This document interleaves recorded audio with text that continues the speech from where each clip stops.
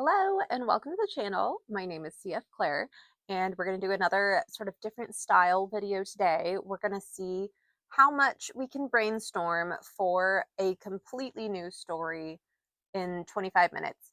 And why are we doing this? I have so many ideas that I already have and I don't mean to write this story. The short answer is this is for fun. And I want to. And the longer version, the more writer version is I I've been doing a lot of like experimenting and like trialing of how to use the 8 sequence outlining method for myself for my stories to bring to fruition all the ideas that I already have that I've had trouble with.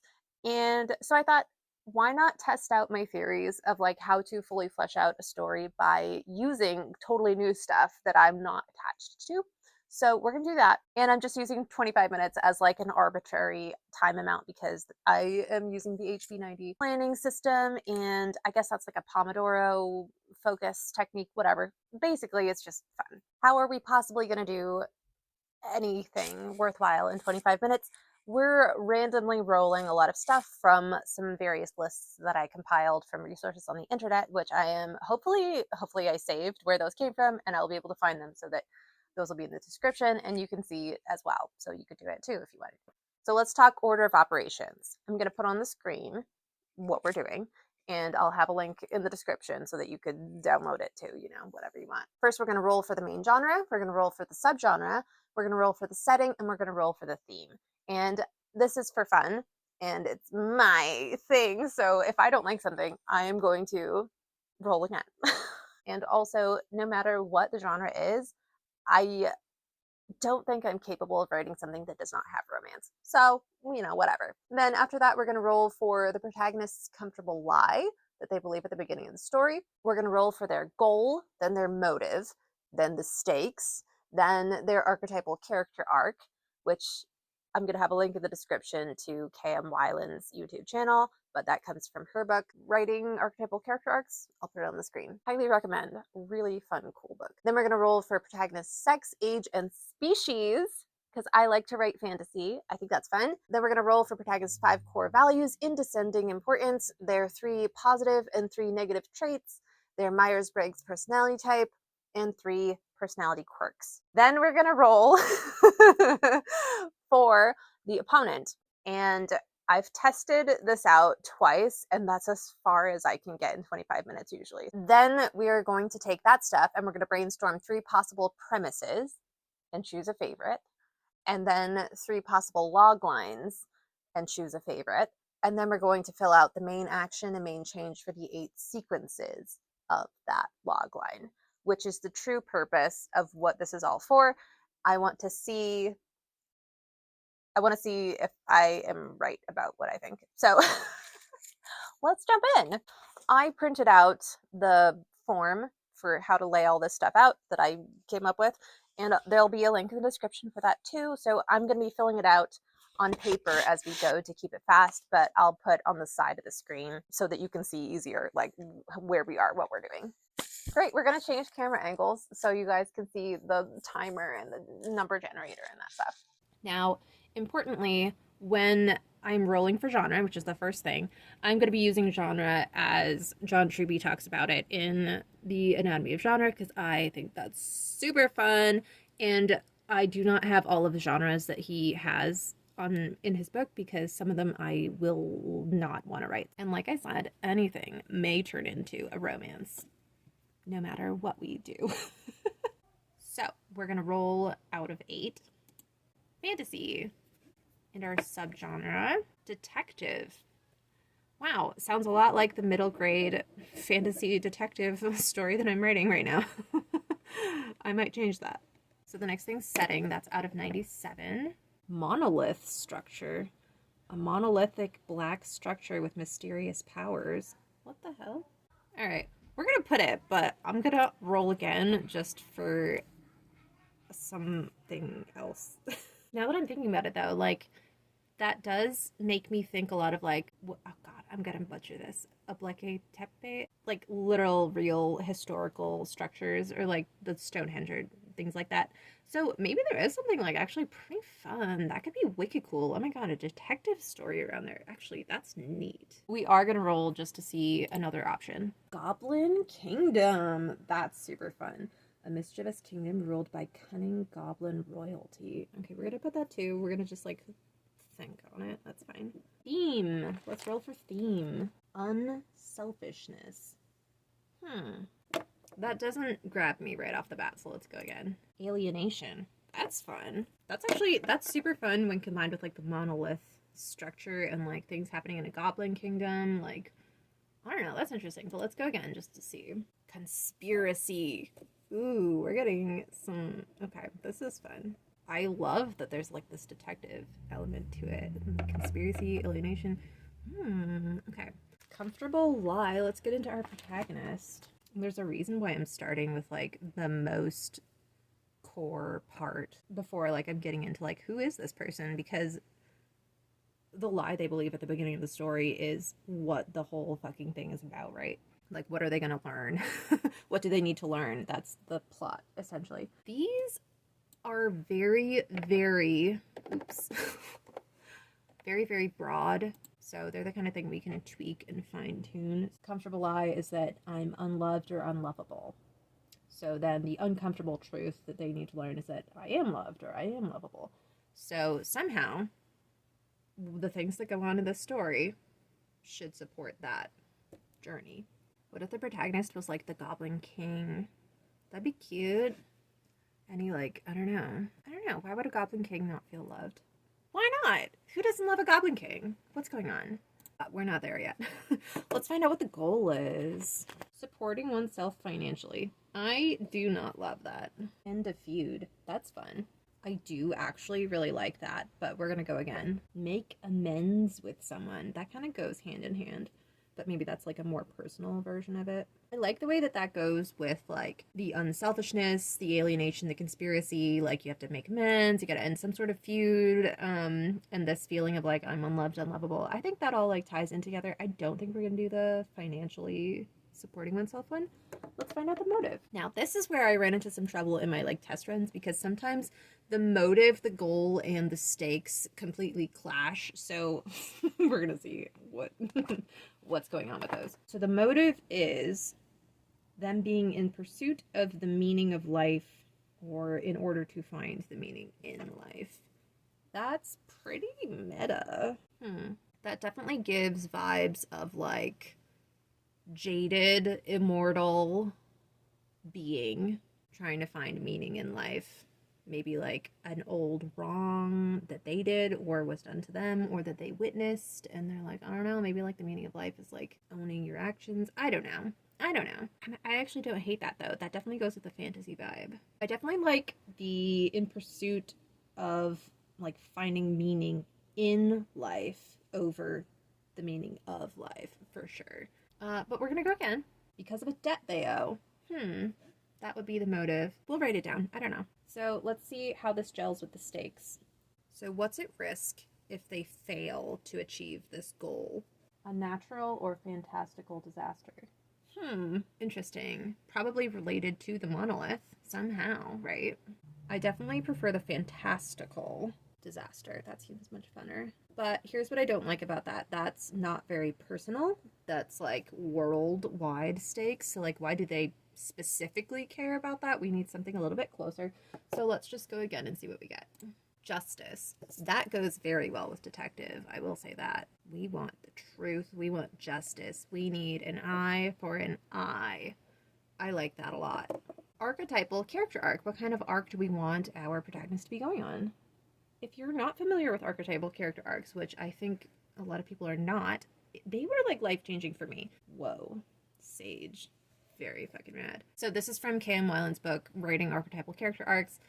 Highly recommend. She also has a podcast and YouTube stuff, so I'm gonna link in the description specifically for her Sage video talking about it. But I'll also like, I've made my own notes on a lot of these because I'm gonna be using them in a lot of my own work. So if I have any notes already on Sage, I'll put those on the screen, and I'll also take like a little bit of a summary of what that is from her book. So those will be on the screen. Very, very cool. that definitely goes with the whole immortal vibe and like finding meaning in life. I like that a lot. So now let's learn more about our protagonist. Like, sex, age, species. Who are you? Sex, we're just doing out of 2. I would feel disingenuous writing from another gender. Female. Okay. Age. Now, I put child and teen as an option on here because I thought, like, specifically for antagonists, that was kind of like an interesting thing. But to be honest, I really only like writing as adults. So I'll probably, no matter what I get, I'm going to be like, nah, they're going to be adults.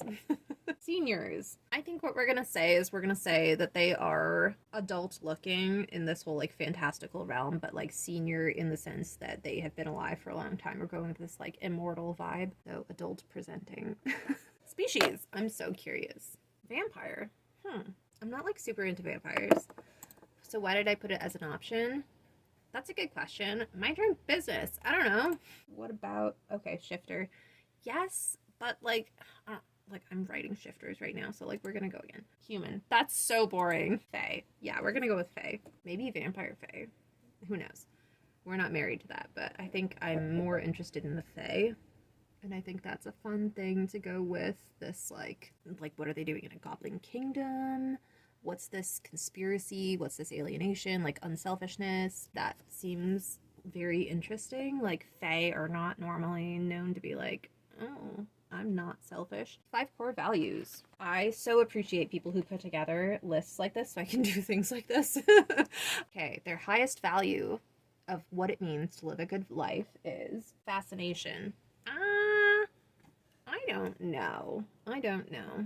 Being fascinated, I guess. Let's go again. Restfulness? I don't know about that. I guess, like, if we're thinking Fae, this is giving vibes of, like, they want to be interested or entertained, but they also don't want to do anything. Like, kind of indolent. I don't know.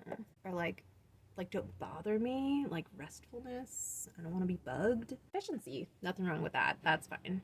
Richness. Okay. I guess we could leave it to interpretation. Like, what kind of richness are you talking about? But, like, probably we're supposed to be making money. Last one. Willfulness. So their core values are fascination, restfulness, efficiency, richness, and willfulness. That is not a great list of values, I feel. Okay, I rolled a couple more times, and I think I'm gonna go with this list a little bit more. I am thinking now, like, of a Fae, and what I would like to do. So we're gonna put excellence there. Their highest value is, like, excellence, being good at stuff. Then restfulness, maybe not needing to work at stuff. Efficiency. And instead of richness, we're gonna say willingness as well as willfulness. So I feel like there's maybe like a fun kind of contradiction there of like valuing willfulness, like doing your own thing, but as also valuing willingness, like how willing you are to do stuff for other people. I don't know. 3 positive and 3 negative traits. We're coming up on 25 minutes. This is that's fine. It doesn't actually really matter. Decent. Okay. A decent Fae. That sounds good. Plucky. That's interesting. Not something I would associate with the Fae. If the next one is intrepid, I'm gonna be like, this is a reporter, the plucky, intrepid reporter. Fair. That's fun. Ooh, I like that. Okay, let's look at their negative traits. Aimless. Yeah, okay. Arrogant. Yeah, okay. That's fun. Quixotic. No. Nosy. Ooh, that's fun. Okay. This is looking like a reporter, to be honest. Okay. Myers-Briggs personality type. ESTJ. Excellent administrators, unsurpassed at managing things or people. Sounds like a Fae to me. And 3 personality quirks. We're probably going to re-roll a lot on this because there's a bunch of them that I was like, I don't really like that. Overly emotional in many situations. That's very fun, especially with like Fae not normally being that way. So that's actually very funny. Prefers to go without a plan. That's pretty fun too. And our last one is either extroverted or introverted. I don't think that I would call that a quirk. or a decision. Is a lovable teddy bear. I don't know how this gels together. But anyways, let's get one more just to see. Has either a horrible or perfect sense of direction. Now, this is actually a personal favorite of mine. My husband likes One Piece, the anime, and I am not an anime person. I can't put up with the flaws of the anime genre, which One Piece certainly has, although I like a lot of things about it. But my favorite thing is Zoro, and he has a horrible sense of direction, and I love that, so we're gonna put that.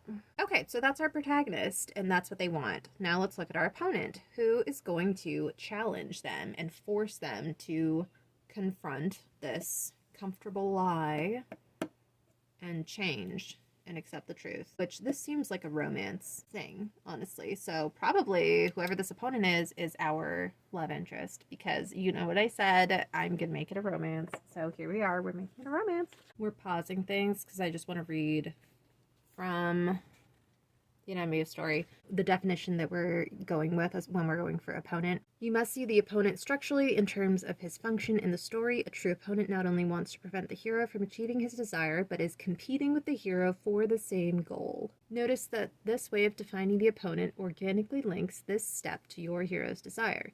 It is only by competing for the same goal that the hero and the opponent are forced to come into direct conflict, and to do so again and again throughout the story. If you give your hero and opponent two separate goals, each one can get what he wants without coming into direct conflict, and then you have no story at all. That is a problem that I have had many times in my own writing, so if you take nothing else away from this, I hope you take that away, which is funny because that's not at all what this video is about. So that's why we don't need a goal for our opponent. Instead, we're going to look at what their motive is for, I'm going to say either they want the same thing, which is they want to be the one to end a feud or to make amends with, I guess, the same person, or they want to probably more likely stop the feud from ending or stop the amends being made with someone, because that's more of a conflict rather than like who can do it faster. So we're going to say, yeah, they want this feud to continue. The protagonist wants it to end. So let's find out why. Why would they want this feud to continue? They want the feud to continue in order to find the truth about someone or something. That's interesting. So maybe there's like some situation going on where only within the context of the feud continuing can they find out the truth. Now that really goes along with the detective format. So, oh, I'm sorry. I have it paused still. Jeez. I'm good at this. I really like that, especially if we're thinking of it in terms of like a romantic, of a mainly romance story that follows sort of detective stuff. Maybe the feud has to go on in order to find out the truth about something, this like whatever this monolithic structure thing that we have in our setting, which let me go back and like read what the hell's going on with it. With mysterious powers, right? Maybe our protagonist knows or believes that if they don't achieve their goal, like this fantastical disaster is going to happen, possibly. But possibly the opponent knows the real truth or wants to know the truth and suspects that there's a conspiracy. Our theme coming into it, interesting, going on. And somehow the feud needs to keep going to find the truth. So possibly they're like undercover. That's what it's saying to me. All right, what's at stake if the love interest opponent fails to achieve their goal? Freedom of self. So possibly they're like in some situation where they're not under their own control, like someone is threatening them or like blackmailing them, or possibly this is more of a mental freedom of self, like maybe they're involved, maybe they had some sort of hand, maybe they are the one who created this monolith structure. Or maybe, I don't know. All right, let's find out more about this love interest. Male. So they are a male. And we're going to roll for their age, but they're going to be adult presenting. And there's no possibility of them being a child or a teen. We're going to re-roll if that happens. But I am curious if it'll just come up and be like, oh, they're also like immortal, a senior, you know. Yes. And what's their species? If it's human, I'm re-rolling. Fae. Oh, interesting. They're both Fae. That's kind of fun. And it just gets a little too complicated to do an archetypal character arc for them too, so we're just gonna leave it at that. Although, okay, we will roll for their uncomfortable lie, because they need to also have a reversal. Now, if we were not having them be a romance, I don't know that I would do that necessarily. It's a little much. It's not bad, but it is much. But we are doing romance. Ooh, so their comfortable lie is, I'm destined to be alone. And they need to flip in the end and realize, oh, like, I don't have to be alone. Okay. Do I accidentally want to write this story? What the hell do you think? That's fine, though, because this actually will fit in very well in one of the series I want to do eventually, which is more like action romance, similar to Cressley Cole's style, which I greatly admire. She's my favorite romance author. I've said that many times. I'll keep saying it. She really figured out a great thing, and I love it, and I want to do it too. So that's fine. This will fit in well there in that world. But 5 core values for this love interest. Calmness. That's interesting. So they value calmness. Probably wouldn't like our protagonist's quirk of being overly emotional in many situations. That's cute. Ingenuity. Mastery. Curiosity. Decorum. That's super fun.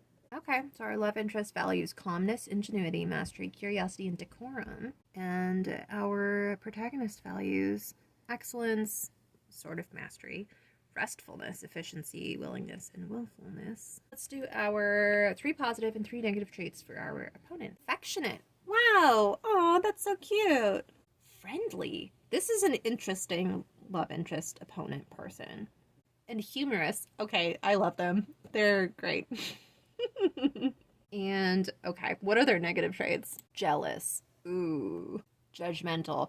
Yes. Inhibited. Yeah, I like that. Decorum. Inhibited. Like, is this sexual repression? Is this emotional repression? Like, what are we talking here? This is fun. Myers-Briggs personality type. ISTP. Bold and practical experimenters, masters of all kinds of tools. That's fun. That goes with their mastery value. So that's very cool. ISTP, though, so that's introverted, right? Whereas their positive traits feel very extroverted, affectionate, friendly, humorous, but in an introverted way. That's an interesting way that it comes out. I like that a lot. I mean, these are positive traits. These don't mean that this is like their actual personality all the time, right? But they're good things about them.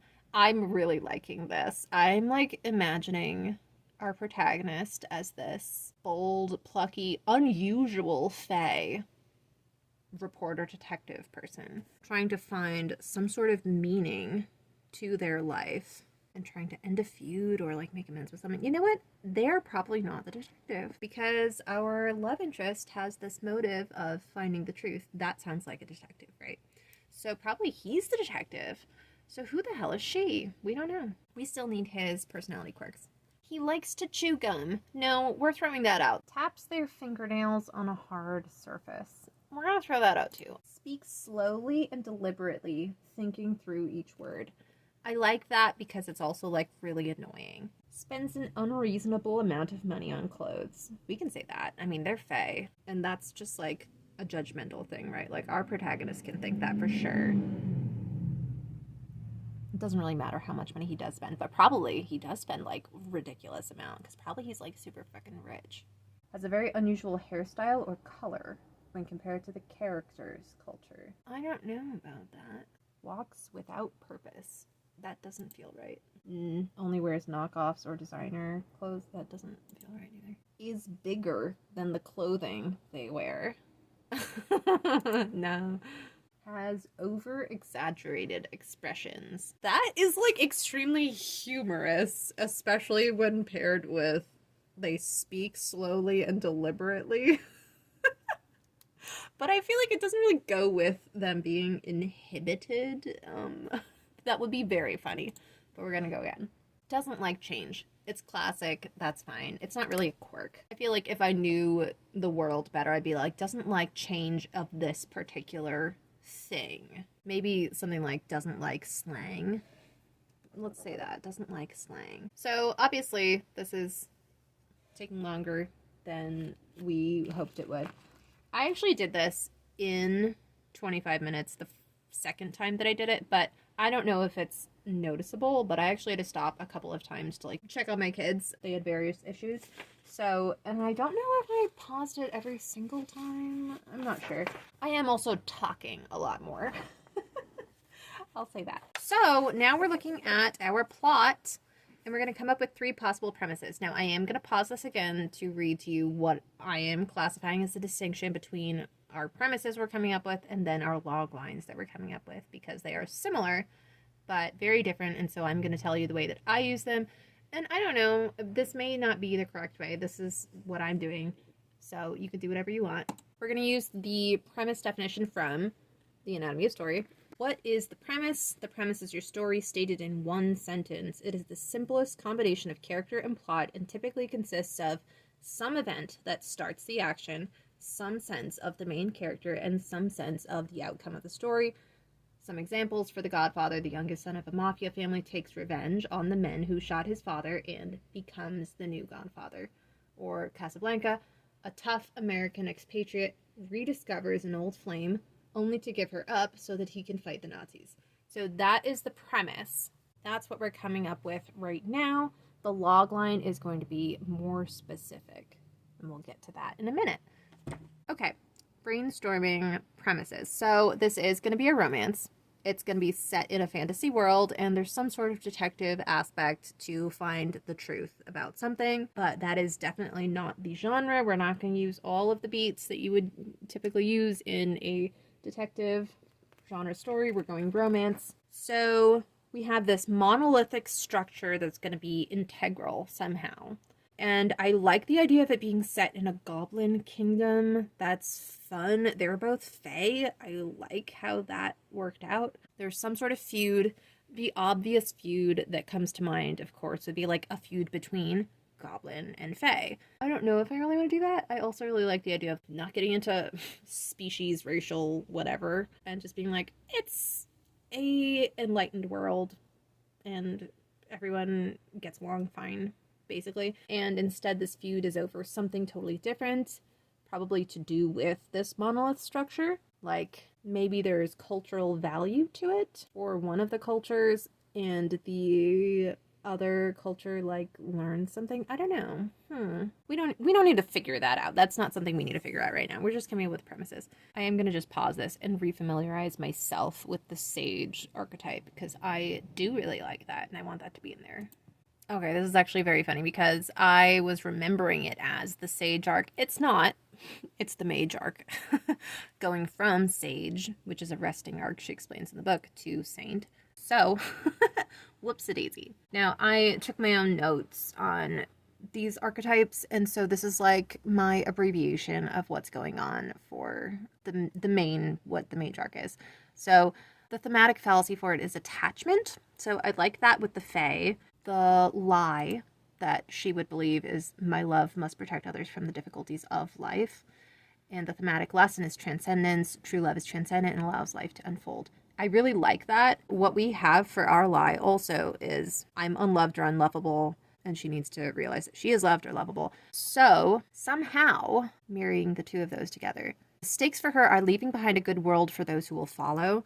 And I like that in conjunction with what we had for her motive being like pursuing meaning in life. I had put the stakes being a natural or fantastical disaster or justice. I like the fantastical disaster more, though, I will say that. I think the way that this makes sense to me is that the stakes for her goal, achieving her goal of ending the feud, if she fails to end the feud, the stakes are that a fantastical disaster will happen. But the journey that she's going on, her character arc, has to do with the stakes of her changing. What's at stake is her belief that her love must protect others from the difficulties of life. So like she needs to save everyone from the difficulties that will come from this fantastical disaster. If she doesn't end the feud, she needs to save them from it.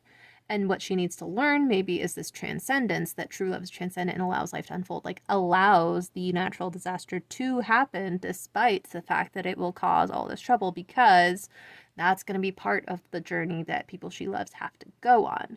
So I kind of like that. So in a sense, that would like give us kind of some of our ending, right? Because she would need to make that climactic choice all the way at the end of the book of like allow the disaster to happen, right? Like this whole time she's been trying to end a feud in order to stop the disaster, and then at the end she has to realize like, oh, actually this has to happen. So that's like, I don't know, that's like a possibility, right? Like that's kind of interesting, but that's not actually what I'm supposed to be doing right now. I'm supposed to be thinking of the premise. So going off of this, trying to find meaning to life, I think right now this protagonist is like aimless. Okay, so here's one possibility. I don't love this, but here's the first thing I came up with. A plucky but jaded fae is drawn into a feud that could end the world, having to do with this monolith structure somehow. I don't like that very much. I like the plucky but jaded fae. I think I want to keep that. And I like the idea of them being drawn into a feud, and possibly the love interest opponent is already in the feud or like driving the feud or possibly started the feud, but he doesn't actually factor into the premise. Okay, our second attempt. A plucky but jaded fae must end a centuries-long feud in order to avert a fantastical disaster. So I do like that. I like the high stakes of like has to end a centuries-long feud. Like how the hell do you do that? And the fun vagueness of like a fantastical disaster. Like what the fuck does that mean? So that's like another possibility. I don't hate that. I do like the drawn into the feud thing. So I think like if she's drawn into the feud and must end it, but if we're thinking of the Mage Arc, then possibly she actually like inserts herself, feeling like she needs to protect the people in this feud from themselves, kind of. So that's like, let's put that as another option. She inserts herself into it. Here's what I came up with for the third one. A plucky but jaded fae inserts herself into a centuries-long feud and must end it before it extracts a catastrophic price of the world on the world. Because, like, what if this monolithic structure is very mysterious, we don't know what it's doing? What if it's been doing something this whole time, and the feud is about one group of people is like, it's not doing anything. It's literally cultural history or something. It's important. We have to preserve it. And the other part is like more people who are doing scientific research or something. And they're like, wait, something really fucking weird is going on with this thing. It seems like it's doing this thing. And if it is, like, that would be absolutely horrific, right? And so there's like some sort of rivalry between the two of like one group wants to destroy it. The other group is like trying with everything they can to like preserve it. And somehow the protagonist learns information that like makes her at least believe, possibly it's not true, that she needs to end this feud in order to save the world. And how would she end it? I don't know. Maybe by like bringing the truth to light so that there's no possible way for there to be like disruption between the two. So like either disprove that it's doing the thing that one group thinks it's doing, or to prove once and for all that it is doing this thing. So that works out very well, I think, with the primary opponent who is trying to find the truth about something, which probably the truth about what this thing is, but they are working in opposite conjunctions. So like one of them maybe is trying to prove that it's working and the other one is trying to prove that it's not, or something like that. And that would put them at opposites, as well as they would like essentially be on opposite ends of the feud. So that's actually very fun. I really like that. That leaves a lot of possibility for like, what is this catastrophic price that might be extracted on the world if this thing, like, if it's like some sort of bomb that goes off, or like some sort of thing that awakens a deity, or like, you know, something like, what is that price? Is it an explosion? Is it death? Is it stealing people's souls? Does it like change the climate, you know, like suddenly make it really, really cold or something like that? Like, what is it doing? What's my favorite one? Because we're going to take that one and then we're going to turn it into a logline. I think it is that last one. I think she's going to be drawn into this feud by someone. She's looking for meaning to her own particular life. She's going to be drawn into this feud by someone that she cares about. And so she's gonna like insert herself even though it's really not like her place or something like that. And she's going to realize that she needs to end this feud before that thing happens. So I really like that. We're going to pause again. We're going to talk about log lines. What's the difference between a premise and a log line? Okay, so we read our description of premise from John Truby's thing, and then we're going to use the definition of a log line that, God, what's his name? Someone on YouTube. Let's look it up. It's Tailor Mowry. So the way we're going to format the premise is when main character suffers inciting incident, they must achieve goal in order to avoid stakes or before stakes happen. So let's look at our premise. So when a plucky but jaded fae inserts herself into a centuries-long feud. This is very funny. Did you guys notice this before I did? I think I just like wrote the premise in a logline format. Like, what the fuck? I'm trying to like get more specific here. So inserts herself into a centuries-long feud. That's not specific enough. So what's the inciting event? I like the idea that she has someone that she cares about who is in this feud already. I think what we want to do is set up the protagonist as supporting the cultural side of the feud, because I really like the idea that the love interest is on the other side and he's trying to like find the truth about stuff. So like I think he's trying to find a way to like prove that scientifically like this thing is fucking bad news, right? So I think I want him on that side, which means she needs to be on the opposite side so that they're at odds. So she's got someone she cares about. I'm immediately thinking like niece. She's got some sort of niece. I mean, she's looking for like meaning to her life. I feel like she's been estranged somehow. Maybe she didn't know that she had living relations. And so she like discovers that she has a niece and her niece is part of this cultural feud. So let's put that down. All right, so I don't love this, but here's the first one. When a plucky but jaded fae discovers a long-lost niece, she must end the feud between A and B before it extracts a catastrophic price on the world. Now, that's very disjointed. That doesn't really make sense. So how can we clarify this? If we knew more about the world, it would be easier to be like, oh, the feud between these two groups. And then the biggest problem is that if she's on the side of like, oh, like culturally leave it, then how would she know that the stakes are there's going to be a catastrophic price on the world, unless she believes that the reason culturally they need to leave it is because if it's destroyed, there is a catastrophic effect. So I actually like that quite a bit. So somehow they're believing this structure, this cultural monolith, whatever it is like protecting the world in some way. And the scientific people are like, no, it's going to destroy the world. So that works really well, I think, actually. So how do we write that better? So super annoyingly, my phone died. And if you've been tracking like the actual time on my laptop, you'll see that it is wildly, it's been way more than an hour and 6 minutes, because that's being a parent. We had a lot of stuff to do. So we've had like microphone issues, we had my phone die, we've had children needing things. So all in all, we're doing fine. But I had actually been talking for a little while, so I'm like trying to get back like in the mindset, because I was really like, ideas were flowing, and then I just stop and be like, I can't film it yet, like I have to stop my brain. Oh no. All right, so what I had been trying to write a better version of came out to be, here's the second possible logline: when a plucky but jaded fae discovers a long lost niece involved in the feud between A and B groups, she must help her niece protect, insert name of the magical monolith structure, before the radical group destroys it and extracts a terrible price from the world, or on the world. And that still has problems, but I like that we have the specifics now of like, she discovers a long lost niece who is already involved in a feud. We need to have names for what the two sides of this feud are. We don't know that yet. We have the personal aspect of her, the personal stakes of her wanting to help her niece.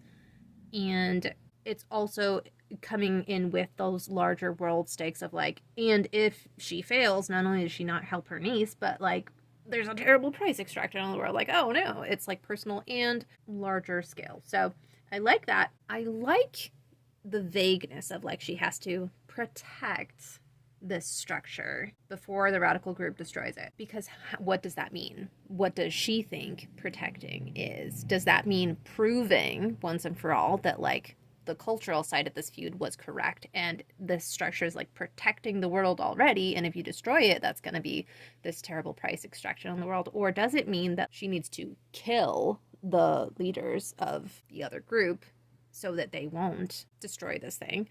So what does that mean to the character? There's a lot of flexibility there in like how she would go about protecting this, and there's a great possibility for escalation. What the hell? There's a great possibility for escalation, where like maybe first she's trying to do one thing to protect it, and then like that's clearly not enough, so now she has to do something like even worse, crazier, more permanent. So I like that, but it's still, it's not specific enough. So let's try that third possible logline. We could throw away this niece idea, but I like that there's some person that she would like to be close to that is involved in this, and that's what's bringing her in. I really like that part of it.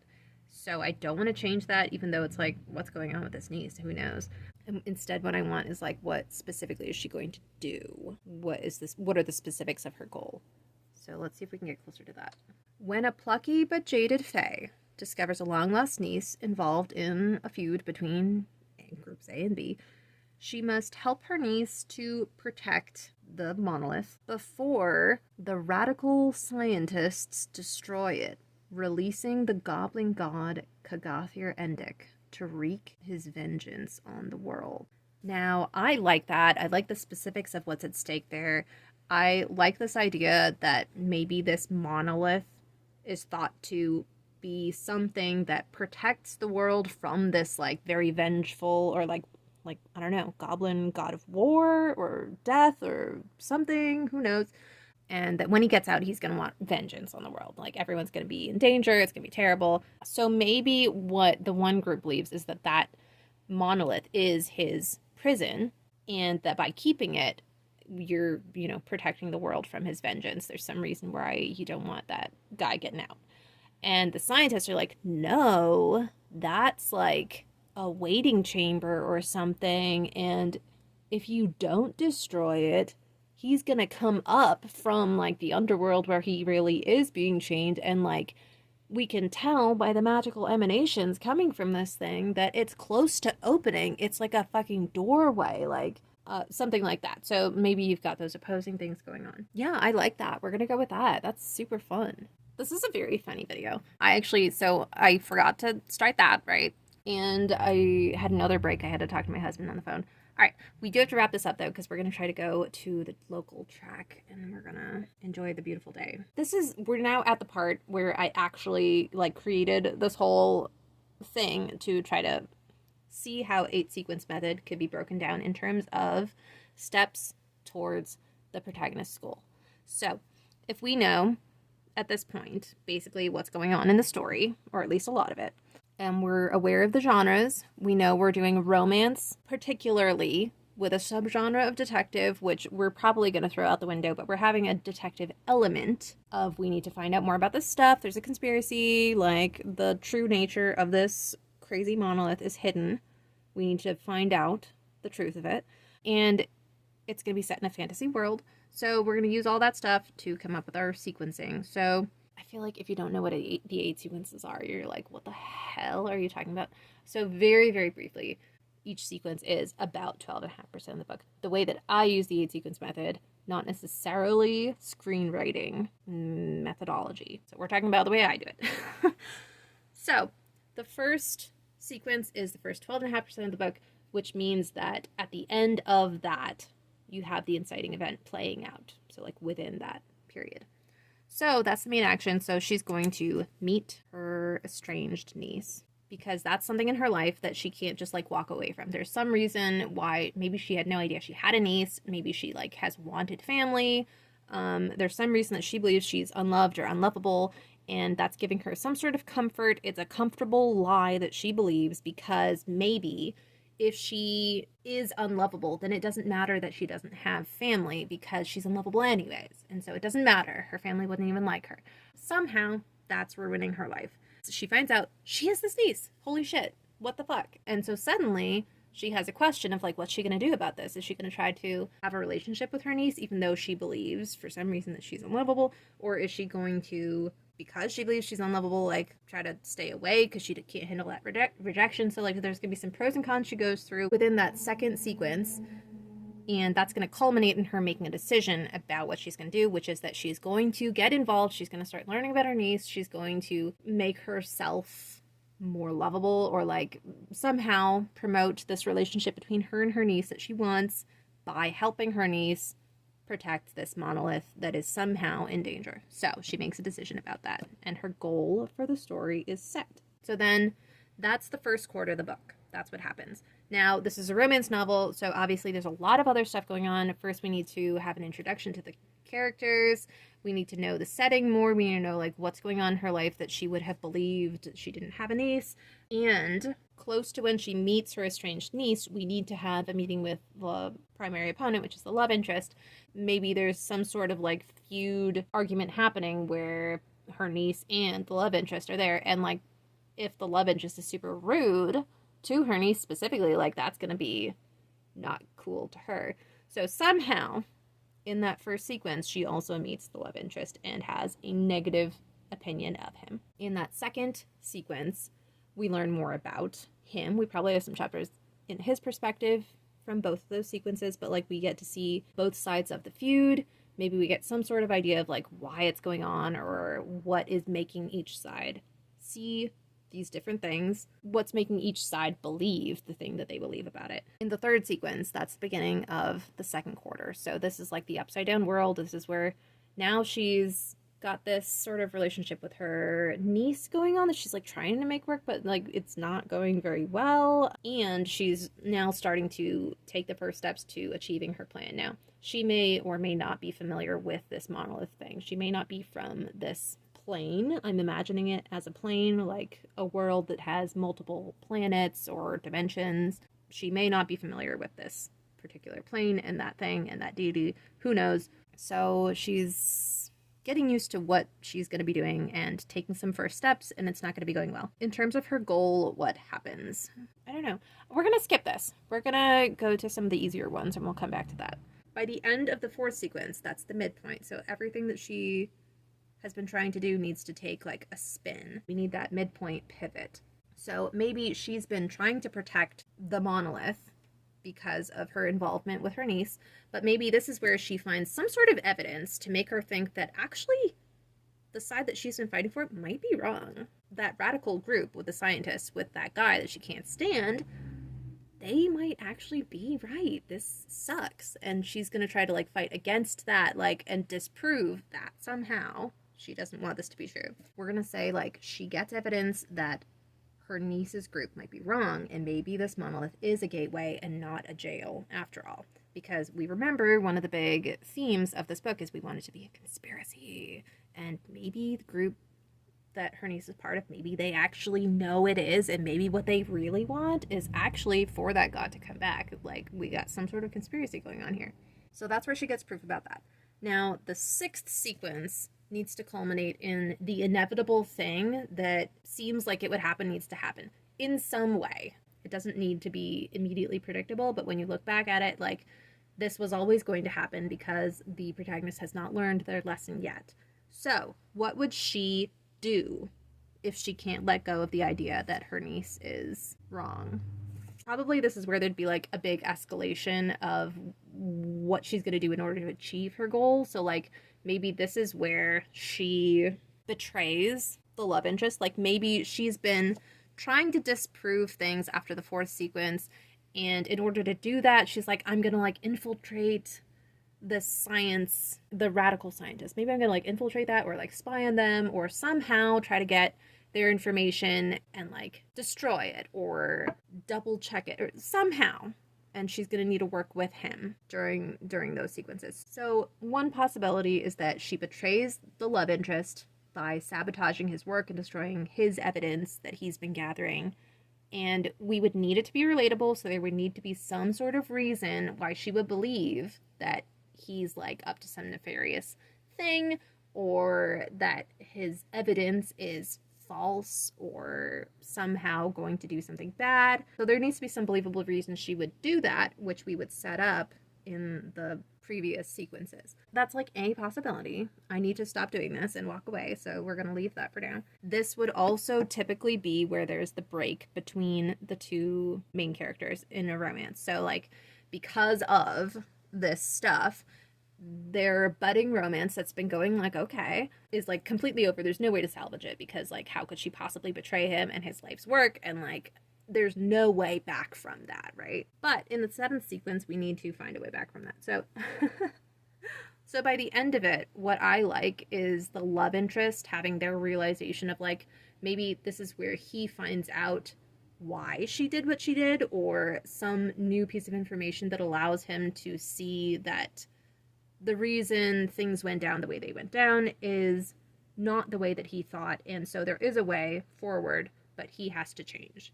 So whatever's going on with him and his character arc, this is where he has his realization that he needs to change by doing this thing or not doing this anymore.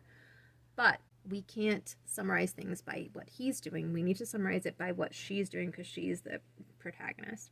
So this is probably where she has to deal with the growing truth that's becoming harder to fight against, that like there is a conspiracy going on. Like love interest was right, like something is not right about what's going on here, and maybe she fucked up. So how would we write that? So we're gonna say that the meat of this sequence is summarized by her realizing that her niece is part of the conspiracy to bring the goblin god back in order to purify the world, and that her niece has been lying to her this whole time. She's known what's going on, and the love interest was correct, and everything could have been averted if the protagonist had not destroyed what he had been doing. So she realizes, oh my god, this is my fault. That we're about to have this god coming back and like raining fire down on everyone.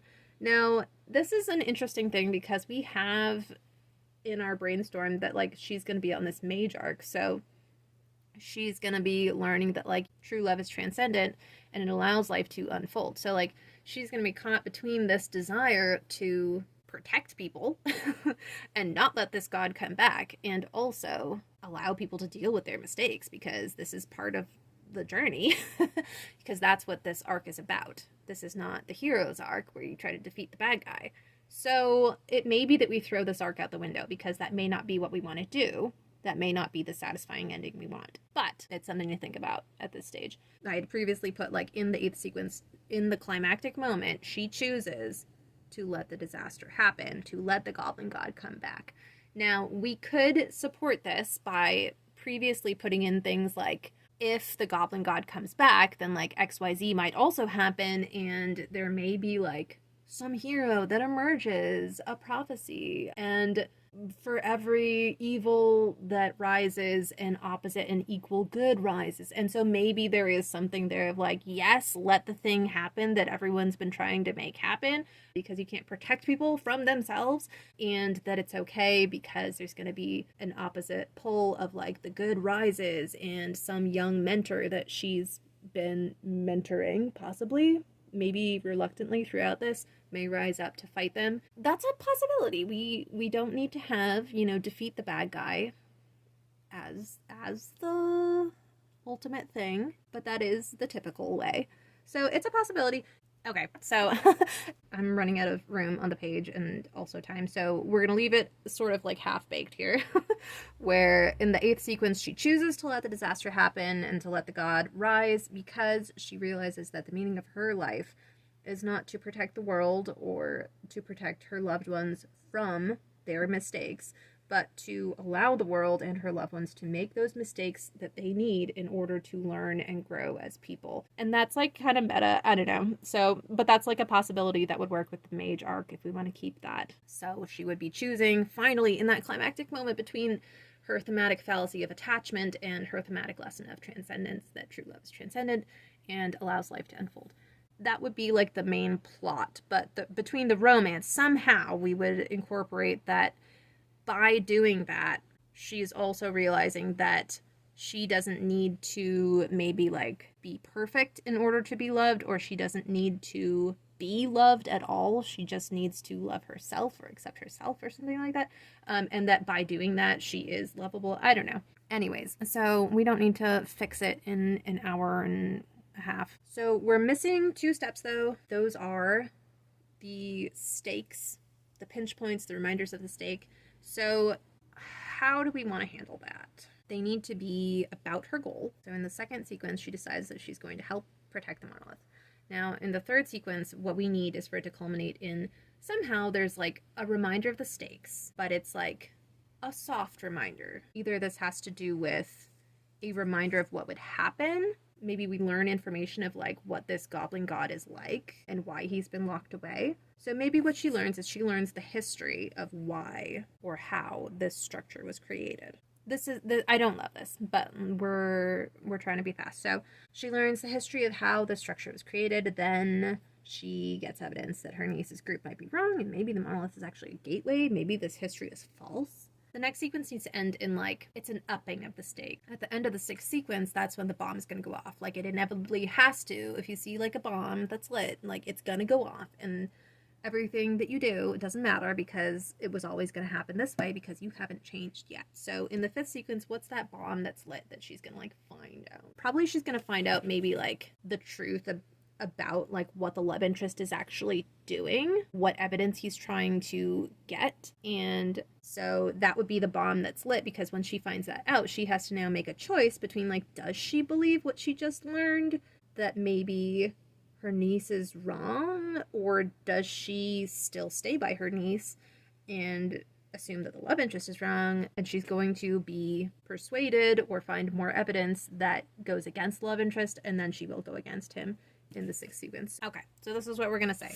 She finds out the nature of the love interest sevens and faces a dilemma about what to do about it. So this is obviously not perfect, but I wanted to do this whole experiment to see if we could use the goal and the things that we learn about the story to really like rough and quick get an idea of what the nature and the pacing of the story might be. And I think it works. That took an hour and a half of us remembering to time things. It was not 25 minutes. That's fine. That would have been insane. I have to leave, but I will film later and kind of give some final thoughts on this. It's a week later, and I've had some thoughts. So the biggest thought is that there are a lot of possibilities for things to get very muddled because there's a lot going on. We have a romance arc that it needs to be the driving force of the story because we chose romance as the main genre despite what we rolled. And so that has to be the driving force, otherwise it's not really a romance. So we have that going on. And we also have, we want this Mage Arc going on. So that's like another separate character change from romance. And we can definitely incorporate them, but that would require like really tailoring things to meld together. Otherwise, we would have 2 separate change arcs going on, which is like quite a lot going on in one book. In one book. And then we also have the actual plot events of like what's going on with this monolith. And so there's like a lot of possibility for things to get very muddled and for clarity to be lost, for narrative drive to be lost, for things not to really come together. So being aware of all of that stuff is super important. And then taking all of those things and finding ways to, instead of having like a separate beat of like, oh, here's the romance beat, or here's the next beat of the Mage Arc, and then here's the next plot point, like finding a way to throw all 3 of those things together in one scene. That kind of thing like wouldn't normally just like happen when you think of a scene. Like you really need to think of how you're going to do that. So that's just like one thing to be aware of. For me, that's exciting. I like that kind of thing. I think that is very fun. I'm the kind of person who likes having a lot of beats to work with, and that fuels my creativity instead of like, oh, anything could happen, like at literally any point. It's like staring into the abyss, like, okay, I'm stuck. Instead of like, oh, okay, I'm gonna like navigate a path. I want to go here and here and here and end up here. So that's the kind of person I am. So that plays into that plays into what I'm talking about. Another thing is we have the goal at the moment that we just rolled randomly of like ending a feud. That doesn't feel like what the goal truly is based on how the rest of the book has like felt like it wants to come together, and what I like that it's ultimately coming down to this choice between like protect the monolith or destroy the monolith. And so I think like tailoring the goal is going to be a good idea.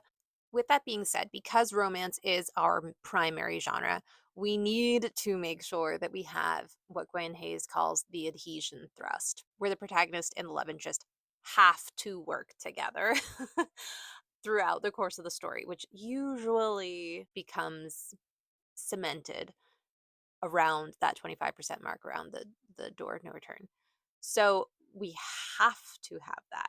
However, we want things to play out. Otherwise, we're going to not have a romance novel. Can you tell I'm speaking from experience? It's so funny. After you learn things and you're like, why did I struggle with this for like 10 years? Oh my God. So that's another of the big takeaways. Right now, we have nothing indicating that that is going to happen. And so I think we would be thinking about all this stuff and like going back and tweaking what we have for the 8 sequences to show that. One of the other big takeaways was that we had rolled for theme.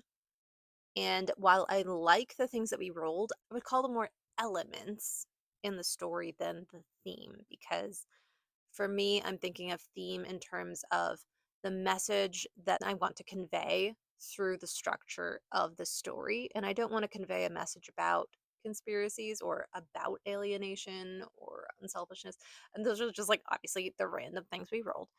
And what I think I want to do instead is take the thematic lesson of the Mage Arc and have that be the theme that we're expressing through the structure of the story. So, through the events, through the way things are set up, through the journey, I think what we want the takeaway to be is that true love is transcendent and allows life to unfold. So, that's like what we want people to be thinking and feeling at the end of the story. So that's like the theme, right? So we're throwing out the window the conspiracy, alienation, unselfishness. And so if we have this new theme that we're working with, then as well, when we go through and are like, here's the plot events, here's what we want the decisions to be like, what we need to make sure that we're doing is we're challenging that thematic fallacy that the protagonist's love has to protect others from the difficult journey of life. In conclusion, I really, really liked this. This was a great experience, and it was actually pretty eye-opening for me because I was so interested in this story like very quickly, and I had so many ideas of like what we could do and fun things of how things could play out, and it really threw into like stark relief the troubles I've been having with my main project, Project Chance, which is a more contemporary shifter romance. And there's so much less plot going on. And I think for me in particular, that's like a big problem. Like it was so easy thinking of things to happen in this sort of world, in this sort of story, whereas it's been so difficult. It's been so difficult in the contemporary world. And so I think there's just something there of like for me personally as a writer, I'm like, what am I doing writing contemporary, like what am I doing? So that factors into like what I'm going to be doing moving forward, and we'll talk about that in a different video. But for now, thanks for coming along for the ride. I hope you got something out of that. I don't know. I hope your writing's going well. I hope life's going well, and I'll see you in the next video.